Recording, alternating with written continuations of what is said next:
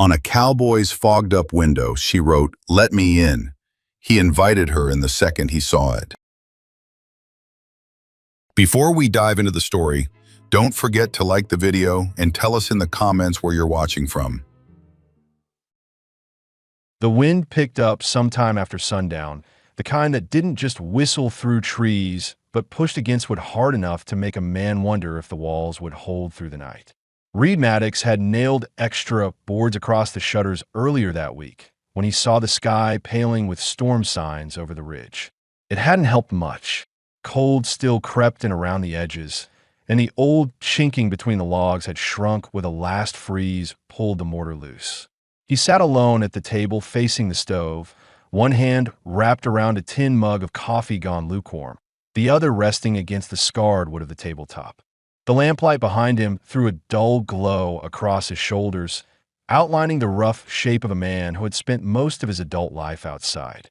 His hair was too long, dark, and uneven where he'd cut himself with a hunting blade. His beard was grown in tight to the jaw and streaked with new gray. There was a thin, pale scar at his right cheekbone, earned in a skirmish out east long before he stopped wearing a uniform and settled in these hills. He didn't think about the uniform anymore.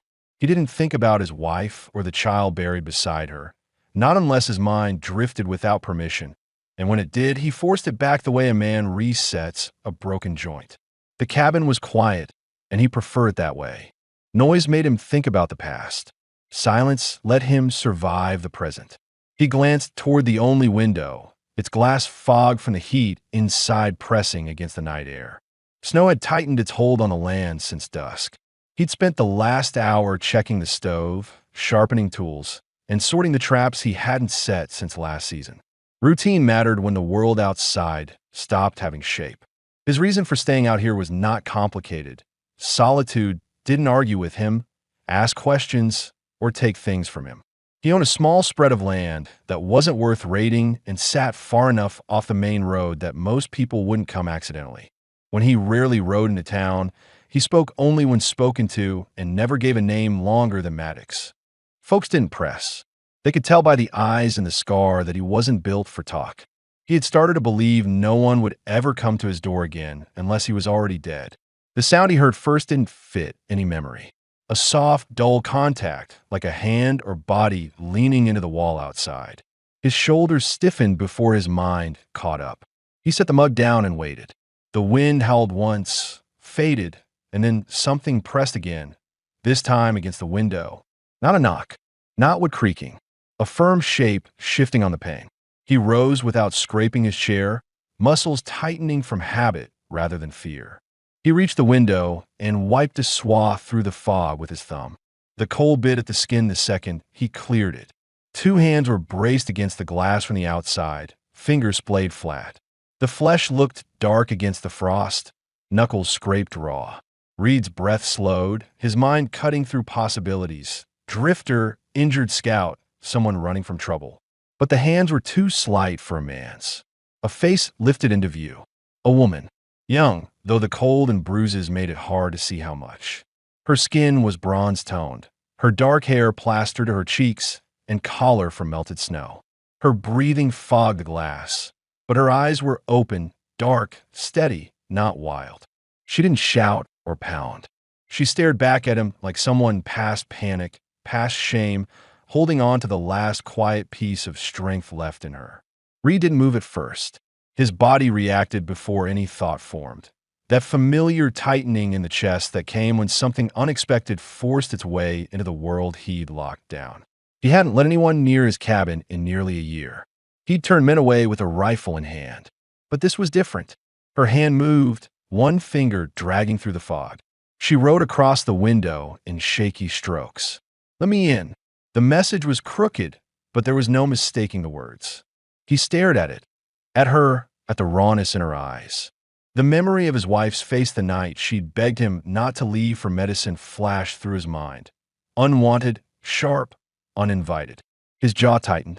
He looked away just long enough to breathe once, steady and controlled, then unbarred the door. The wind shoved the door inward the second he cracked it open. The cold lashed across the room. She didn't walk in. She stood with her shoulder braced weakly against the frame, barefoot on the porch, shivering so hard the fabric of her dress trembled against her body. It was a torn deerskin dress with beadwork along the edge, but the stitching had ripped across the collar and hip. One shoulder and the upper curve of her chest were exposed, skin reddened from wind and bruises. Blood had dried on one thigh with a fabric split. Her breath came out in short bursts. Reed could see she was seconds from collapsing. He stepped forward without speaking and caught her by the forearm, his grip firm but not rough. Her skin was cold enough to burn against his hand. She flinched, not with noise, but with a tightening of her mouth and the whites of her eyes showing. For an instant, she looked like she expected pain to follow. Reed's stomach nodded at that. He didn't let go, but adjusted his hold so she could step past him rather than be pulled. Once she crossed the threshold, he shut the door against the wind and dropped the iron bar in place. She stayed only a few steps inside, dripping water onto the floorboards, breathing heavy but silent. The coat on the wall caught his attention. He took it and wrapped it around her shoulders. Again she tensed, but didn't resist. Her eyes scanned the cabin. One room, a bunk against the far wall, table and stove near the center, tools hung in neat rows. She didn't ask questions. She might not have had the English for them. He didn't speak yet either. Words felt like something that might spook her more than cold. He gestured toward the stove with a tilt of his head. She moved on unsteady legs, knees barely supporting her. When she crouched in front of the fire, Reed saw her bare feet, skin cracked, bruised, and torn from ice. She pressed her hands out toward the heat, the coat swallowing her frame. Reed stood behind her, unsure if stepping away would send her into panic or if staying close would. His mind sifted through risk. If she'd been running, someone might be trailing her. If someone wanted her back, opening his door could mean inviting trouble from townsfolk or traders who thought they had claim. But he looked at the way she tried to keep her breathing quiet, how her eyes flicked to every movement he made, measuring what kind of danger he could be. His mission these past years had been simple: stay alive, avoid the world, work the land enough to keep busy. He told himself that was all a man needed when loss had taken everything else. But watching her shake in front of his fire, he felt something he didn't want, an old piece of instinct, the part the war and the graves hadn't knocked out of him entirely. Protect what's in front of you if it hasn't done wrong. He set water to heat for coffee and pulled the pot of beans closer to the coals. The only sounds were the tick of firewood and the hiss of wind clawing at the cabin walls. After several minutes, when her shaking slowed, she turned her head slightly and looked at him. Not begging, not acting grateful, just checking what he'd do next. He wondered what had happened to her dress. He wondered who had laid hands on her. He wondered if she thought he might do the same.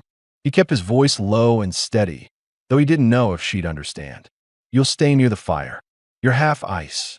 Her eyes narrowed, tried to read tone more than words. She didn't answer, but something in her shoulders eased, not comfort, but acceptance that he wasn't throwing her back outside. Reed didn't press her with questions, not yet. The night was too cold, and she was too close to falling over.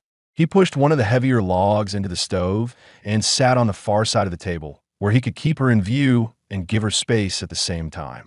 Outside, the wind built up again and the message on the glass. "Let me in," smudged and disappeared into white fog.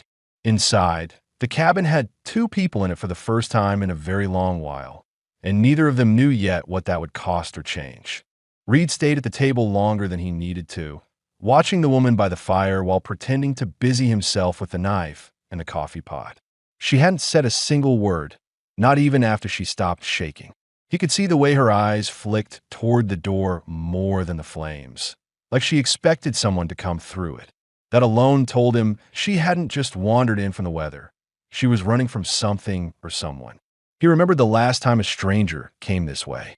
A trapper with a busted leg had made it to the creek 2 winters ago and nearly froze before Reed dragged him inside.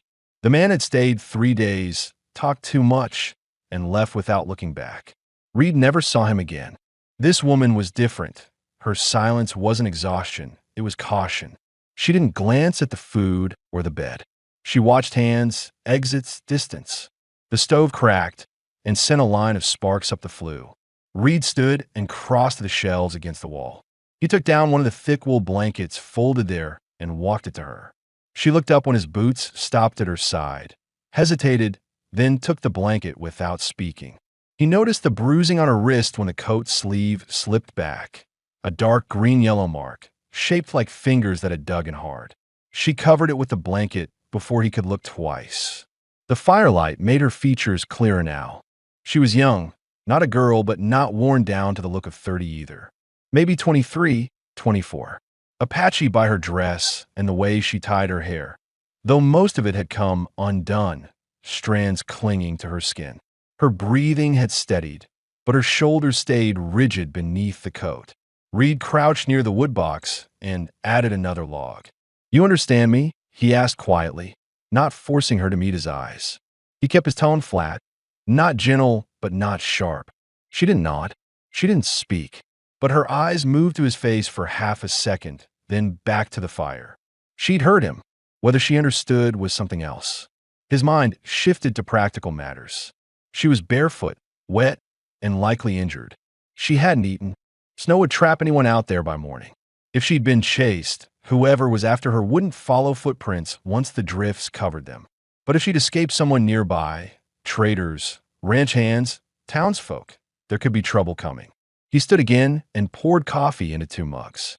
He set one on the floor beside her within reach, then walked back to the table with the other.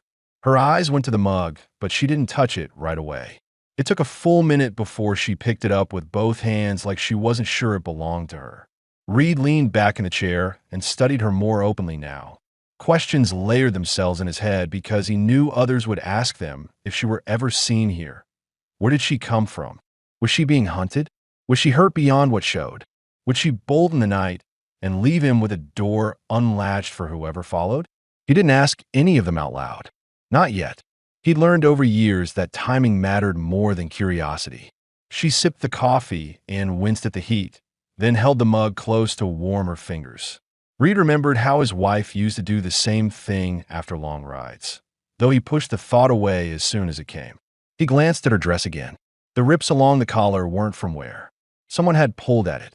The tear at her hip looked like it tore during a struggle or fall. He saw another bruise just under her chin and a scrape along her knee. He spoke low, almost to keep the words from echoing. "No one's coming here tonight. You're inside. Fire's yours. Coat too. You don't have to run." He didn't know if she caught the meaning, but something about the set of her jaw changed. Her shoulders sank a little, arms tightening around the blanket. A long silence passed. Reed poured the beans into a tin bowl and set it on the table, but didn't call her over. If she was hungry enough, she'd move when ready. Outside, the wind shifted direction and thudded against the back wall of the cabin. She startled at that. Not with a sound, but the muscles in her neck jumped and her head turned fast toward the noise. Reed noted it. Fear of being followed, not fear of weather. He broke the quiet with something direct, figuring it might settle one of the bigger doubts. "I don't turn folks over. Don't ask who owns who. You made it here. That's enough for tonight." Her eyes moved to him again, and this time they stayed there longer. She didn't understand every word, but tone traveled farther than language. She set the empty mug down and shifted closer to the heat. Her legs were tucked beneath the coat, but Reed could see her feet again and the rawness across the soles. She'd been walking barefoot through snow and rock. Nobody did that by choice. He stood and went to the small trunk near the bunk, pulled out a strip of soft cloth and a jar of lard. He walked back and crouched beside her without reaching for her feet. "You're hurt," he said quietly, holding the cloth where she could see it and decide. She hesitated, eyes flicking to his hands, then to the door, then back. Slowly, she let the blanket fall just enough to extend one foot toward him. He didn't touch her skin first. He took the cloth, dipped it in the warm water from the kettle, wrung it out, then cleaned the dried blood and dirt from her heel and toes with steady, unhurried movements. She watched every motion, ready to pull back if he pressed too hard. He didn't ask her name. He knew she wouldn't give it tonight. He just cleaned her feet, rubbed the lard over the cracked skin, then wrapped each with cloth and slid them inside a pair of wool socks from the trunk. They were too big, but better than nothing. When he finished, she surprised him by speaking one word, quiet and shaped by a heavy accent. Why? Her throat was rough, her English uncertain, but the meaning was clear. He didn't look at her when he answered. Because I've seen people left outside, when someone could have opened a door. His voice didn't shift, but that was the closest he'd come to telling anyone what happened 4 winters back. She studied him for several seconds, then looked back at the fire. He stood and stepped away to give her room. He didn't know if she would sleep or stay awake until morning. He didn't know if anyone would come looking. But he knew one thing clearly now. Letting her in had already changed the cabin, whether he wanted it to or not. And somewhere in his gut, beneath the instincts that had kept him alive this long, he accepted that she wasn't leaving when the storm passed. The storm held through the night, and by dawn the drifts had climbed halfway up the cabin walls on the north side. Reed woke before the light came in, the way he always did. The fire had burned low, but not out. The woman was still asleep by the stove, wrapped in his coat and the blanket, her breathing steady and quiet. At some point in the night, she had stopped sitting upright and lay curled on her side with her back toward the room. He watched her for a few seconds to be sure she was breathing evenly, then stood without making noise. He put 2 logs in the stove and set the kettle back over the coals. While it heated, he moved to the door and unlatched the bar slowly, opening it just enough to check the land outside. Snow covered the porch and steps, the yard buried under white mounds that reached the fence posts. No tracks cut through it. No boots, no horses, no wagon wheels. If anyone had followed her, they had lost her trail in the dark or turned back to shelter. He closed the door again and hooked it. She stirred at the noise, but didn't wake fully. Reed poured water into a tin basin and washed his face with quick, practiced motions. He cut meat from a strip of dried venison and set it in a pan to warm. Every sound he made, even the faint clink of metal, caused her eyes to narrow beneath half-lowered lids. She was awake but pretending not to be, testing how he moved when he thought she wasn't watching. He broke the silence. "Snow's too deep to leave today," he said, tone even. "No one's coming and no one's tracking through that." He didn't expect a response. He was talking more to mark his intentions than draw hers. She pushed herself up onto an elbow, hair falling across her face. The coat had slipped down her shoulder in the night, exposing the bruising along her collarbone more clearly. She adjusted it back into place before standing. Her movements were stiff but more controlled than last night. When she stepped toward the stove, she kept the blanket drawn around her legs. Reed handed her a mug of heated water. She held it between both hands, warming her fingers again, first before drinking. He noticed the swelling in her knuckles and the way she shifted her weight to favor her left side. Injuries were more than the cold could explain. He figured it was time to address the 2 things anyone would ask if they saw her here: where she came from and where she ran from. He didn't push, but he gave space for an answer. "You walked a long way barefoot," he said quietly. "Was it the storm you were running from?" She swallowed, then set the mug down slowly on the floor beside the fire. For several seconds, she didn't speak. When she finally did, the words were strained and accented, but clear enough. "Men. 3. Took me." She looked at the floor, not at him. "I ran when they sleep." He absorbed it without surprise. He'd seen the kind of men who traded women like rifles or horses in border towns. Some were ranch hands paid to haul workers. Others were worse. He didn't ask what they wanted from her. I didn't need to spell it. He'd already seen the marks on her body. "Anyone saw you come this way?" he asked. She shook her head once. "Then they won't find you here." He said it plain, not as comfort, but as fact. She studied him with a different kind of attention now, not just watching his hands, but measuring what he meant to do with her being here. She pointed to herself with one hand and said, "Naya," not loud, not soft, just enough to be understood. Reed nodded once. Names weren't something he asked for anymore, but offering one meant she didn't plan to run the moment the wind settled. He pointed to his own chest. "Reed." She repeated it under her breath, like she was checking the shape of it on her tongue. "Reed." Then she glanced at the window, at the place where she'd written before. The glass was clear now. He set the pan of meat on the table and split the portion in half. She hesitated before crossing the room, but hunger eventually outweighed caution. She sat on the floor, near the table, instead of taking the chair. He didn't correct her.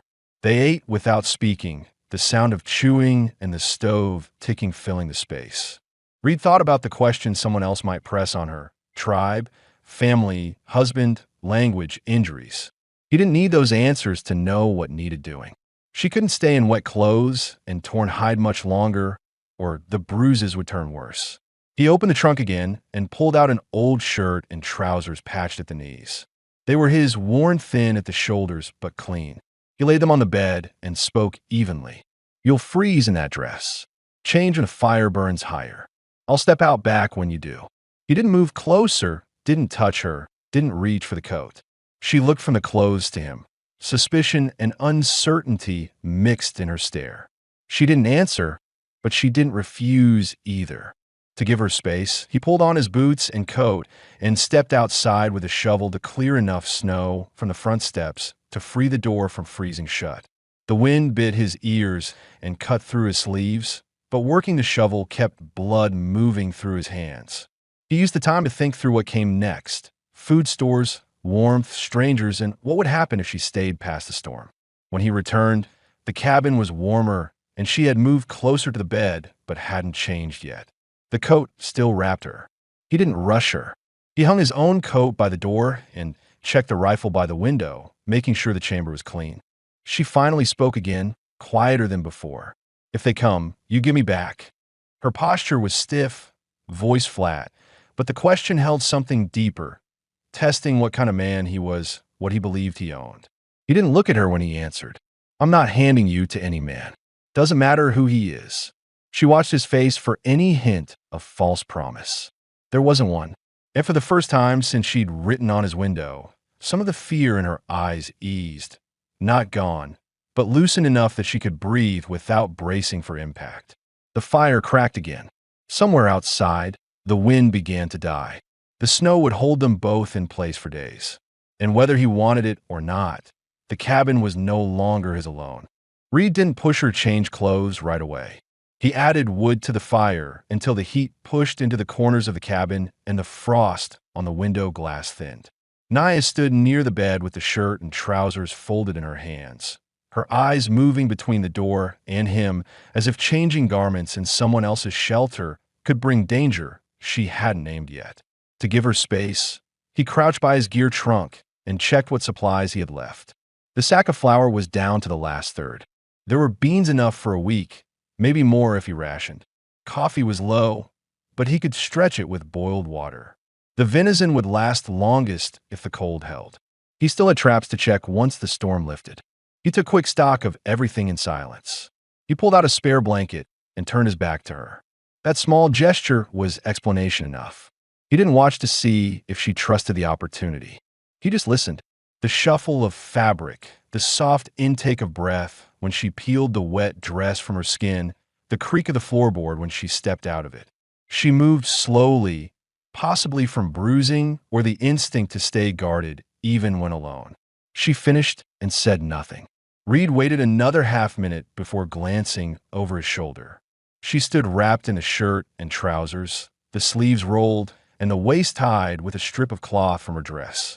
The coat and blanket still hung around her shoulders, covering most of her, but color had returned to her face now that the warmth reached her properly. He took the dress from where she dropped it. The tears were beyond repair. "I'll burn this," he said, more as explanation than request. She gave one small nod. There was another question he knew any outsider would want answered if they stumbled on her here, where she belonged. So he asked it, not directly, but in a way that wouldn't spook her. "Anyone waiting for you? Family? Camp?" He didn't expect a long answer. She shook her head once and spoke only one word: "Dead." She didn't add detail. The way she said it made clear there was no one behind her worth going back to. Reed accepted that with a single nod. No more needed saying.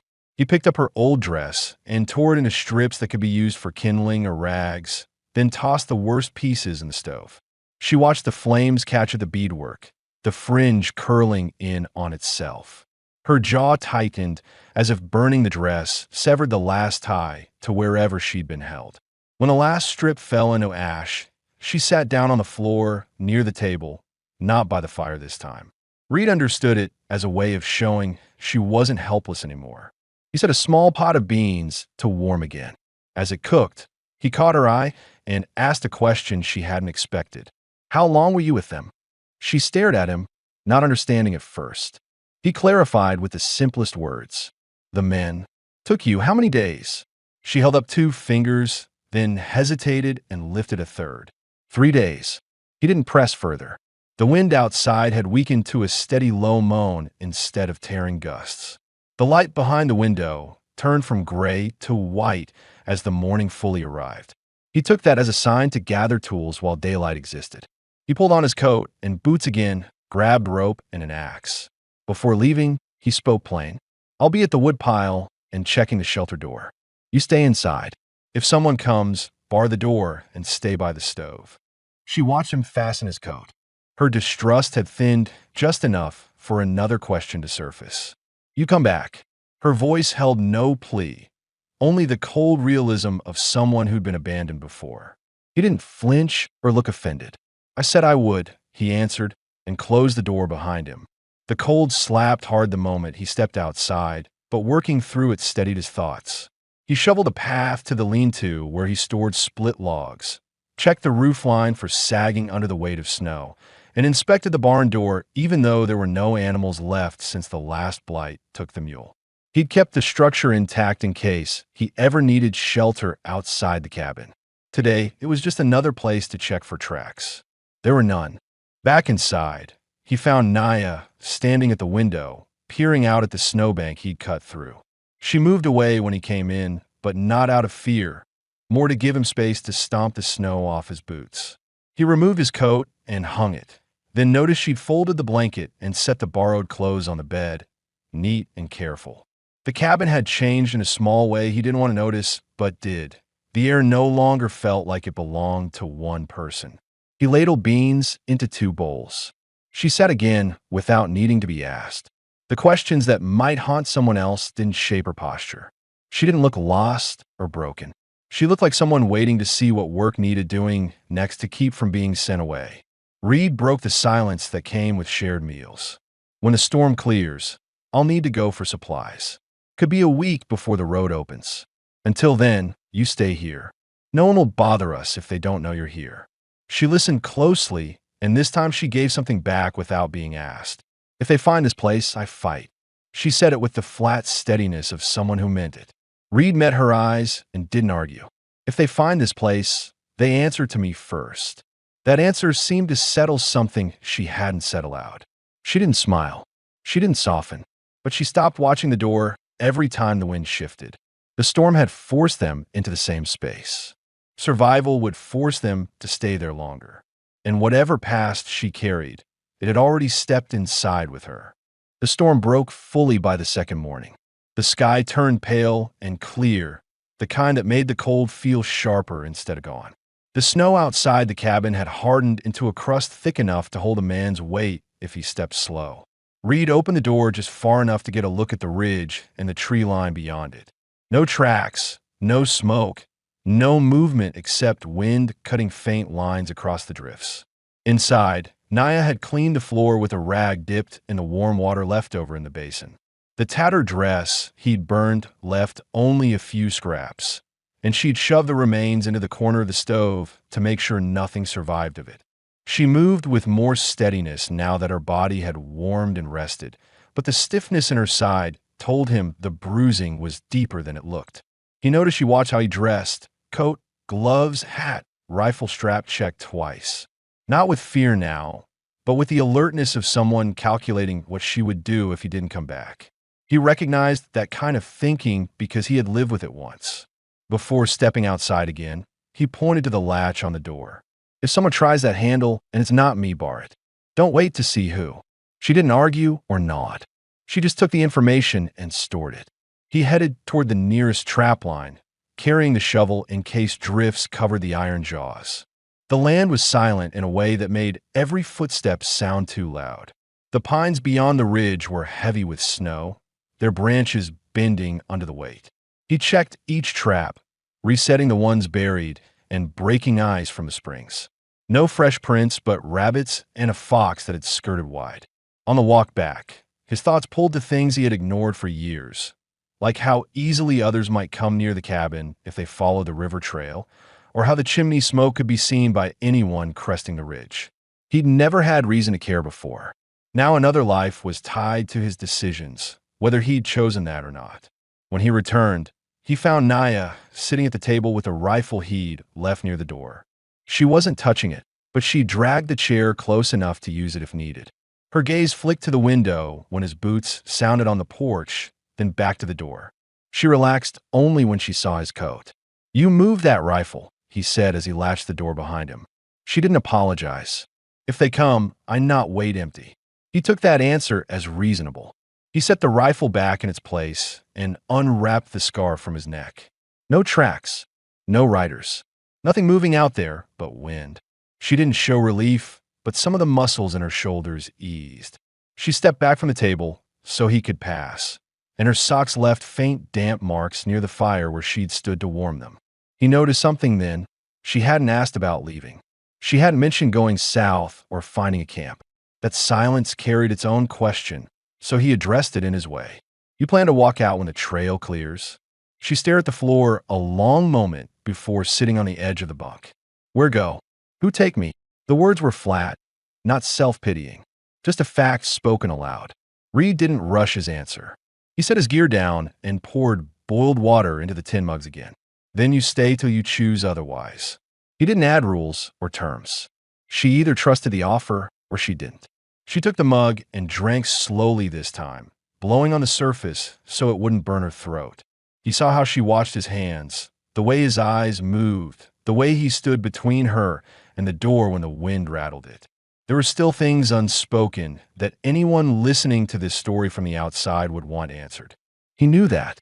He hadn't asked how she escaped the men, or if they wore brands or carried marks that tied them to a ranch or camp. He hadn't asked if they would risk hunting her through weather like this. Those questions mattered for one reason: how close danger might be. So he asked the one that would answer the rest without dragging her through it. "These men who took you, do they know this land? Or were they traveling through?" She set the mug down on the floor beside her feet and thought hard before answering. "Not from here. They camp one night each place.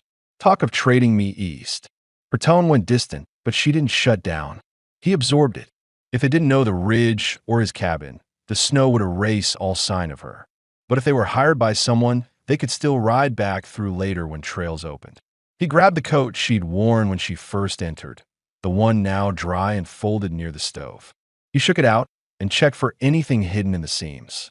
Nothing but a strip of torn thread and dried blood smears. "You had no pack, no knife, nothing carried." She looked insulted by the obviousness of the question. "They take all. I run with hands, not things." That answered another gap someone might wonder about. Why she came with nothing, why she risked the cold, why she didn't speak on arrival. Reed set the coat aside and rubbed the back of his neck. "I'll need to check the ridge line again when the path opens. If your tracks led in from the east, someone might circle back." She didn't thank him. That wasn't her way yet. But she said something that changed the air between them. "If you tell me cut wood or carry water, I do it. I not hide by fire all day." He studied her a long moment. "You don't answer to me. But if you stay here, you work same as I do. Wood needs stacking. Traps need checking. Cabin needs holding together."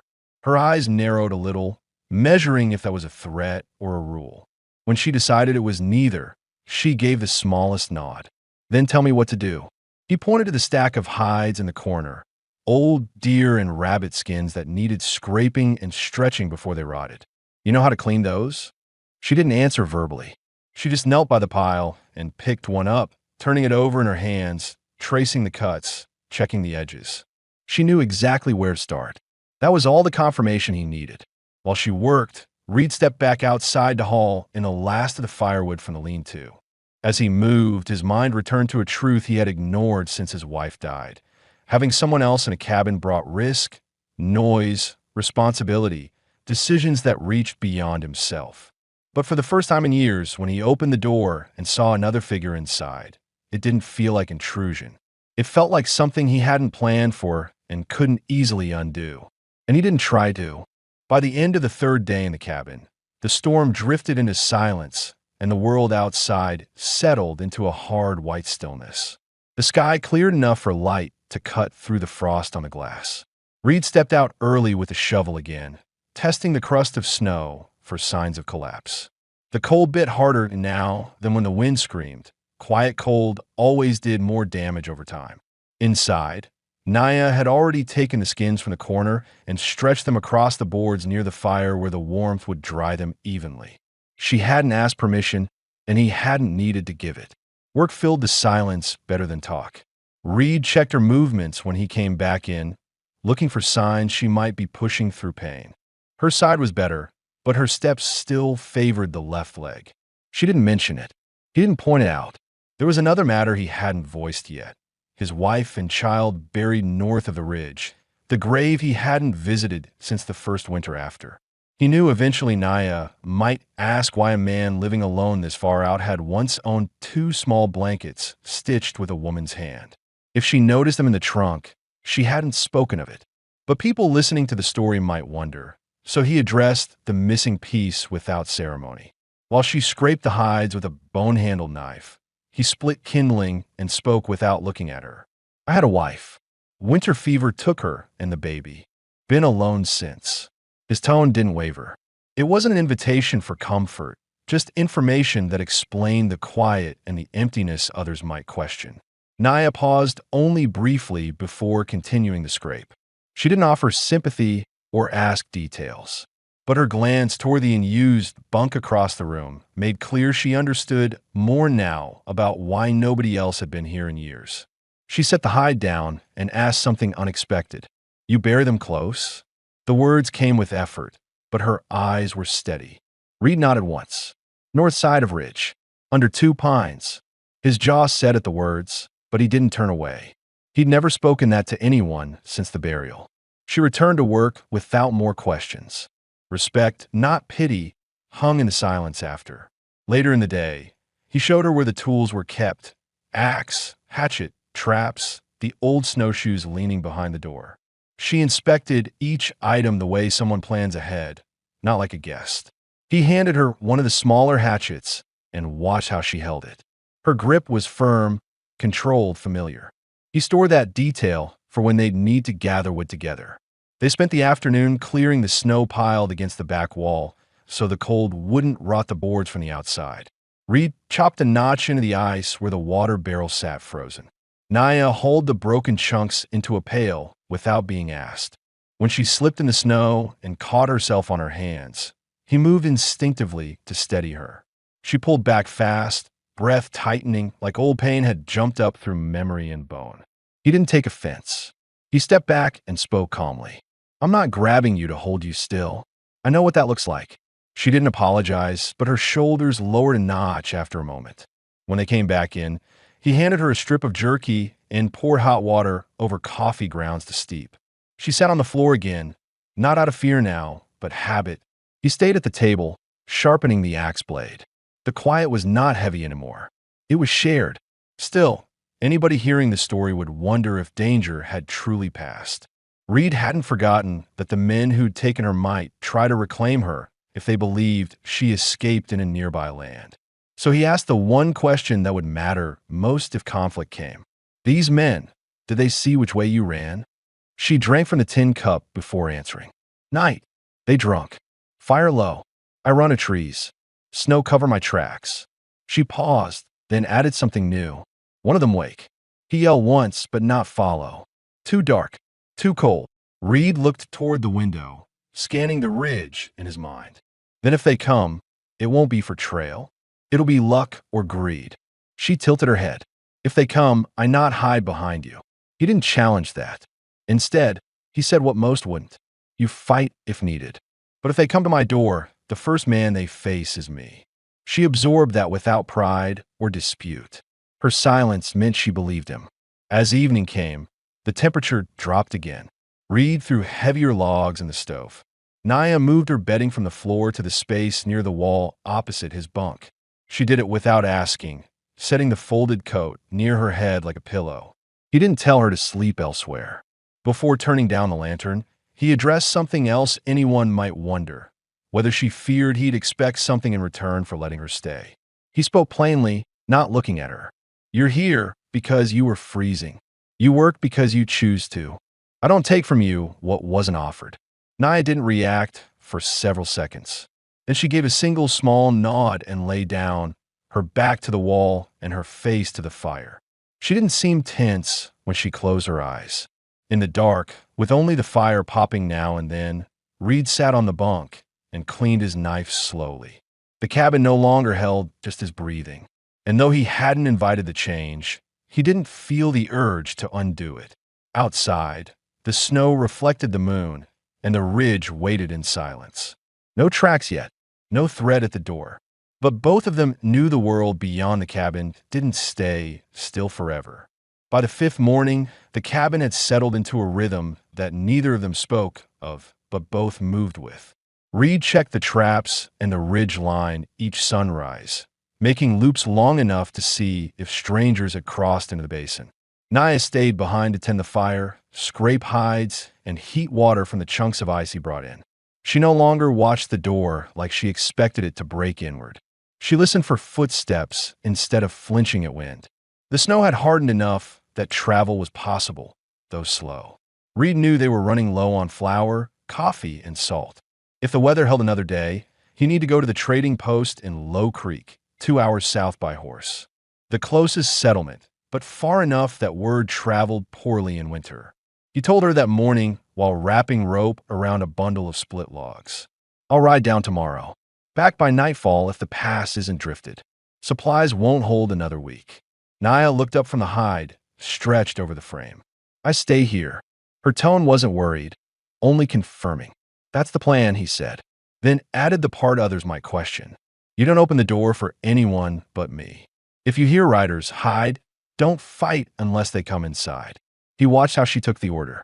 She didn't bristle. She considered it and asked, "If you not return by night?" She wasn't asking out of fear, but calculation. Reed straightened a log stack before answering. "If I'm not back by dark, you keep the door barred till morning. If I don't return the next day, take the rifle and follow the creek south until you find cover. Don't wait here for strangers." She absorbed every word. "You think they look for me still?" He didn't lie. If the men who had you work for someone with coin, they'll look again once trails open. If they were just passing, they won't waste horses to hunt what they lost. She wiped the blade she was using on the hide and set it aside. "If they come while you gone, they not take me alive." No fear in it, just certainty.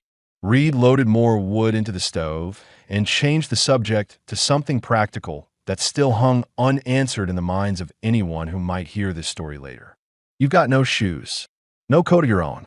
If someone sees you in my clothes, they'll think you belong here. That draws talk." She glanced down at the sleeves rolled at her wrists. "If men see me, talk not stop them anyway." He couldn't argue that, but it reminded him of another gap, how she ended up in the hands of those 3 men to begin with. So he asked in the plainest way, "Where were you before they took you?" "Camp. Settlement." She sat back on her heels, eyes fixed on the floorboards. "Small winter camp near Riverbend. My brother and cousin. 3 hunters come with horses and trade whiskey for skins. They take me when fire low, brother gone to check traps." She didn't lift her head when she said the next part. "Brother dead now. They stab him when he came back."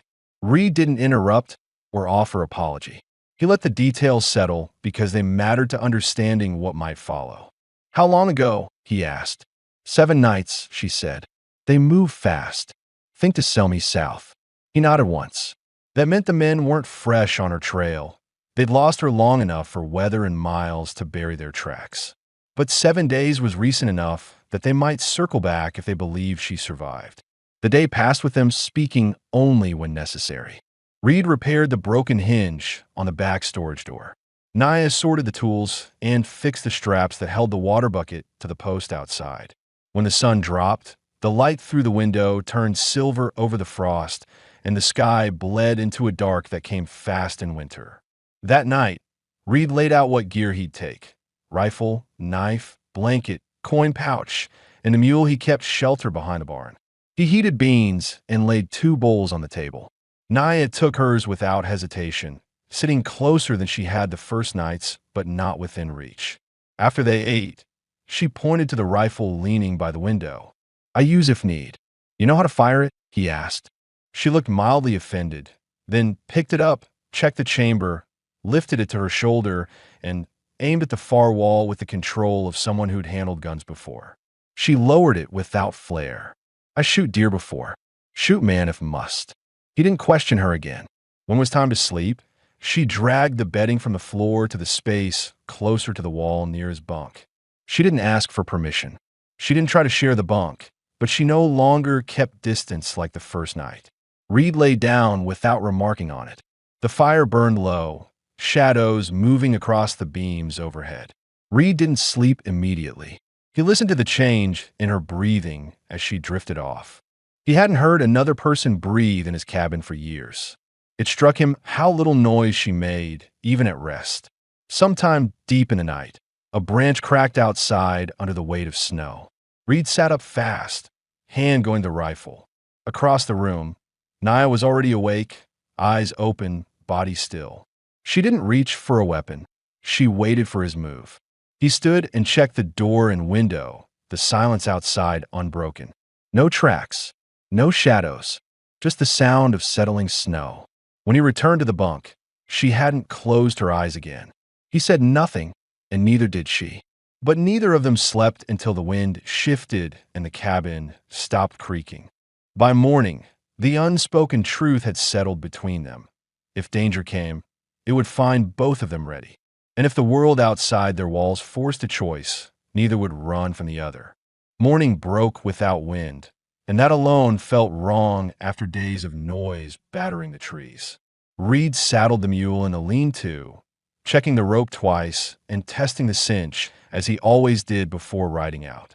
The sky held a dull gray light that meant the cold would stay, but the snow wouldn't fall again soon. He packed his rifle, a strip of venison, and what coins he had left in a leather pouch. Inside the cabin, Nia was fastening the shutters from within. She had tied her hair back with a strip of cloth ripped from one of the old feed sacks. The trousers he gave her were rolled at the ankles, and the shirt hung loose, but she moved the same way she had before, like someone who expected to run if she heard the wrong sound.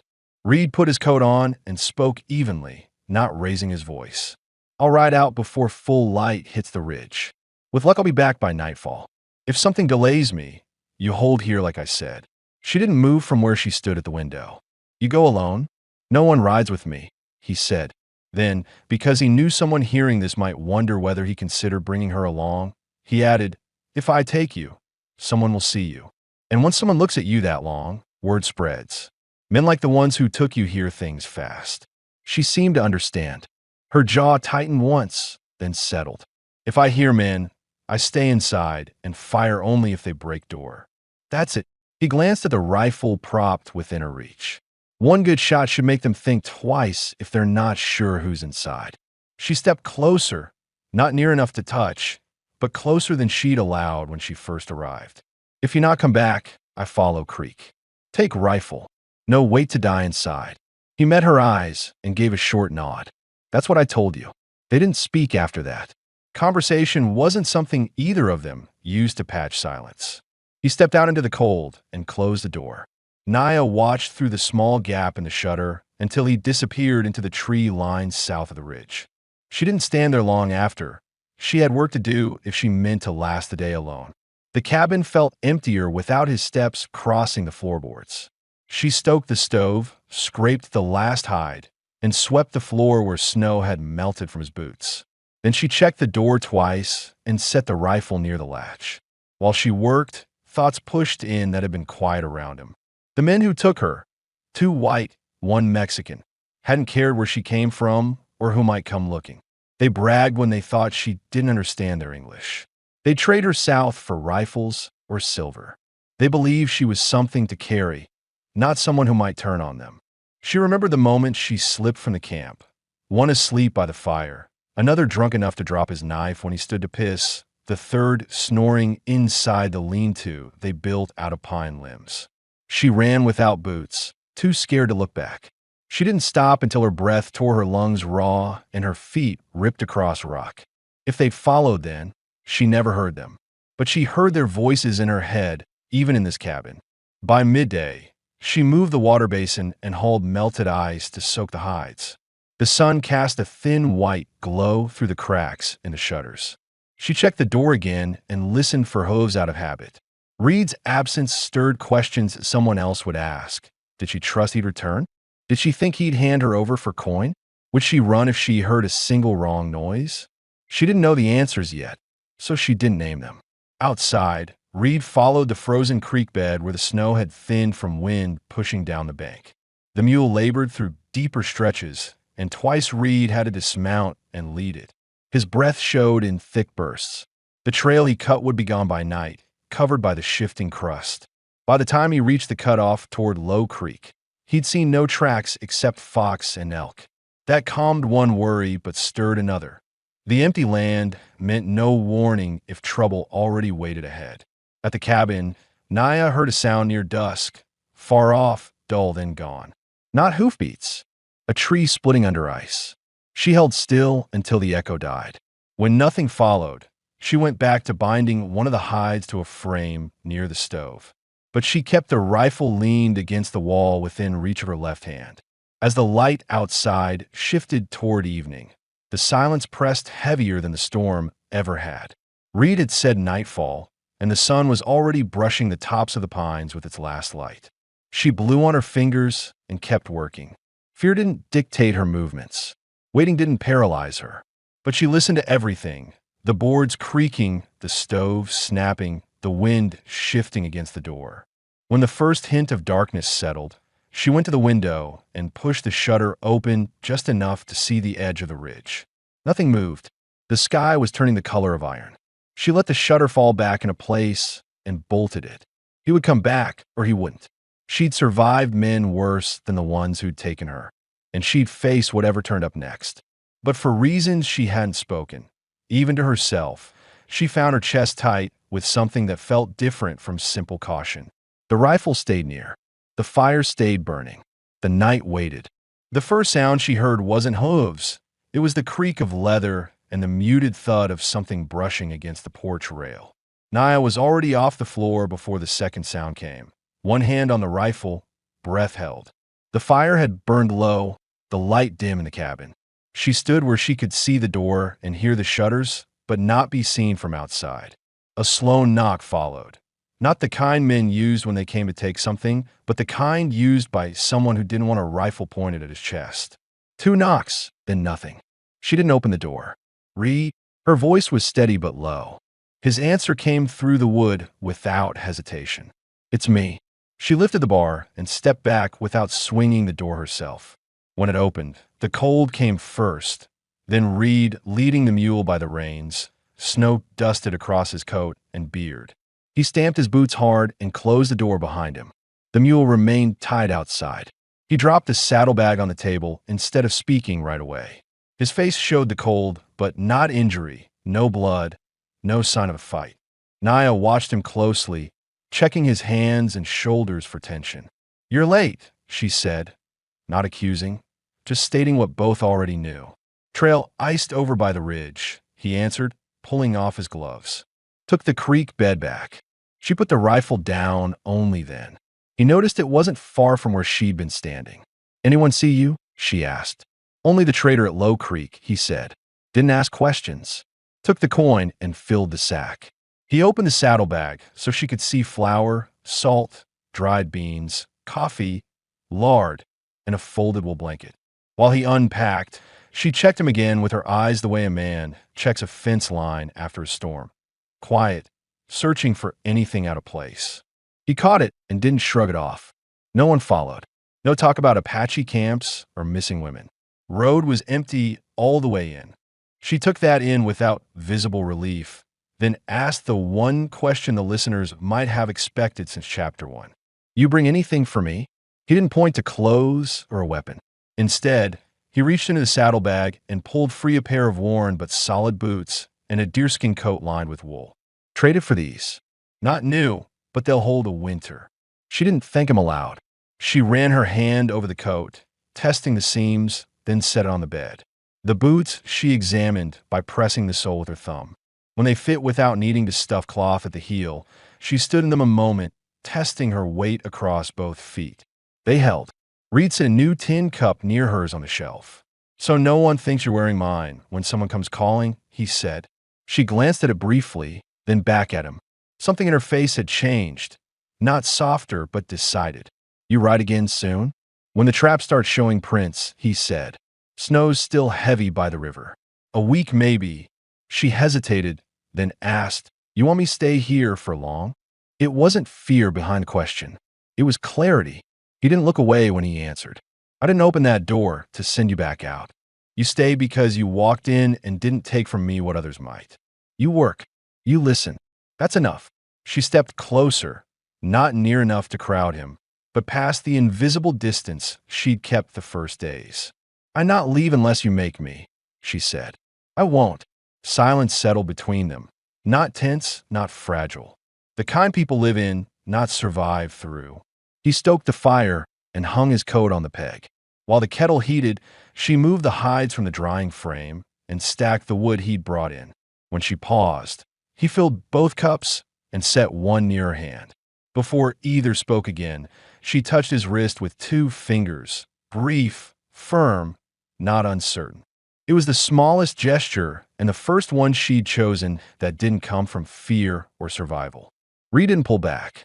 He covered her hand with his, holding it there long enough to answer without words. Night closed in outside, but it didn't press as hard as before. The cabin was no longer holding one person in a memory. It held 2 people who had already decided, without naming it, that whatever came next would be met from the same side of the door. There were no riders that night, no footsteps in the snow, no voice at the window demanding anything owed. The ridge stayed quiet. The fire kept burning. And for the first time since she'd written "Let me in" on the glass, nothing in the room felt temporary. The story didn't end with someone leaving or dying or being claimed. It ended the only way it could for people who'd run out of places to run, by staying.